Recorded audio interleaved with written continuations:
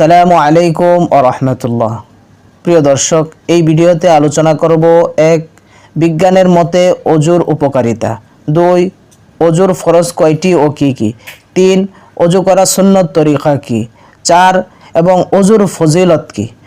প্রিয় দর্শক, অত্যন্ত গুরুত্বপূর্ণ আজকের এই ভিডিওটি সকলকেই দেখার অনুরোধ করছি। তবে ভিডিওটি শুরু করার পূর্বে আমি আপনাদের কাছে অনুরোধ করব, ভিডিওটি প্রচারের জন্য একটি লাইক দিবেন। পরবর্তীতে এমন ভিডিও পাওয়ার জন্য মুস্তাকিম 24 চ্যানেলটি সাবস্ক্রাইব করে পাশে থাকা বেল বাটনটি চেপে রাখবেন। প্রিয় দর্শক, চলুন তাহলে ভিডিওটি শুরু করা যাক। বিজ্ঞানের মতে অজুর উপকারিতা। স্বাস্থ্য বিজ্ঞানে আছে, প্রত্যেক মানুষের জন্য দৈনিক কয়েকবার শরীরের অগ্রভাগ অর্থাৎ হাত, পা, নাক, কান ও মাথার চুল পানি দ্বারা ধোয়া জরুরি। মুসলমান অজু করলে তার এই স্বাস্থ্য বিধান সহজেই পালিত হয়। আর মুসলমানগণ দৈনিক কমপক্ষে 5 বার অজু করে থাকে। সুতরাং বিজ্ঞানের দৃষ্টিতেও অজুর মাঝে মানুষের স্বাস্থ্যের অনেক উপকারিতা রয়েছে। প্রিয় দর্শক, অজুর ফরজ 4টি। যদি এই 4টির কোনো একটি বা কোনো অংশ ইচ্ছাকৃত বা অনিচ্ছাকৃত না ধোয়া হয় তাহলে অজু হবে না। আর অজু না হলে নামাজ, কোরআন শরীফ স্পর্শ করা ইত্যাদি কোনো ইবাদতে জায়েজ হবে না। ফরজ পরিপূর্ণভাবে আদায় করার জন্য প্রয়োজন হলো সুন্নত ও নফলের প্রতি গুরুত্ব দেওয়া।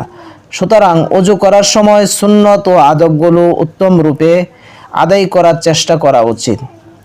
প্রিয় দর্শক, অজুর ফরজ 4টি। 1, সমস্ত মুখ একবার ধোয়া। মুখের সীমানা হলো কপালের চুলের গোড়া থেকে থুতনির নিচ পর্যন্ত এবং এক কানের লতি থেকে আরেক কানের লতি পর্যন্ত। 2, উভয় হাত কনুই সহ ভালোভাবে একবার ধোয়া।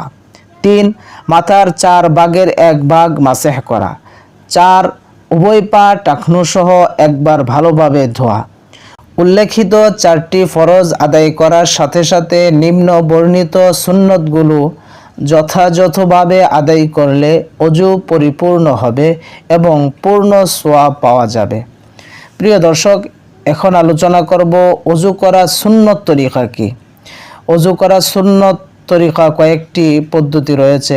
1, অজুর শুরুতে নিয়ত করা, অর্থাৎ পবিত্রতা লাভের জন্য অথবা নামাজ আদায় করা কিংবা কোরআন শরীফ তিলাওয়াত করার জন্য অজু করিতেছি এই নিয়ত করা।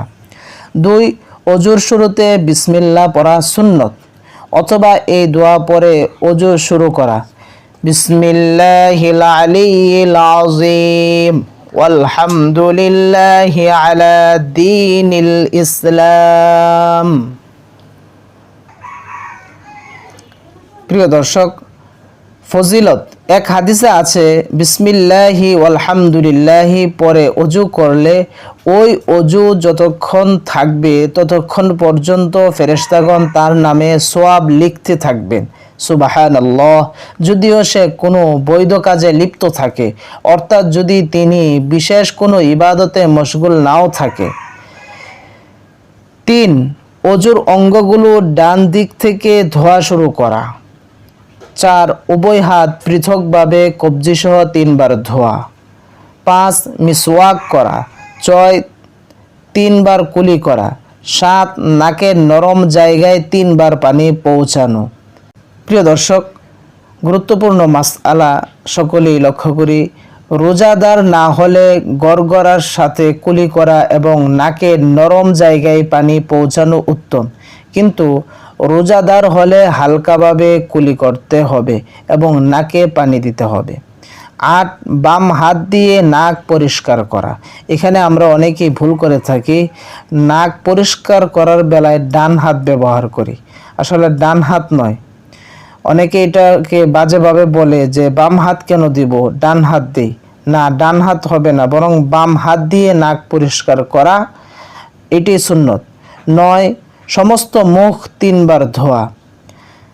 মাসআলা, মুখ ধোয়ার সময় চেহারায় জোরে পানি মারা মাকরুহ এবং চেহারা ধোয়ার সময় 2 হাত ব্যবহার করা মুস্তাহাব।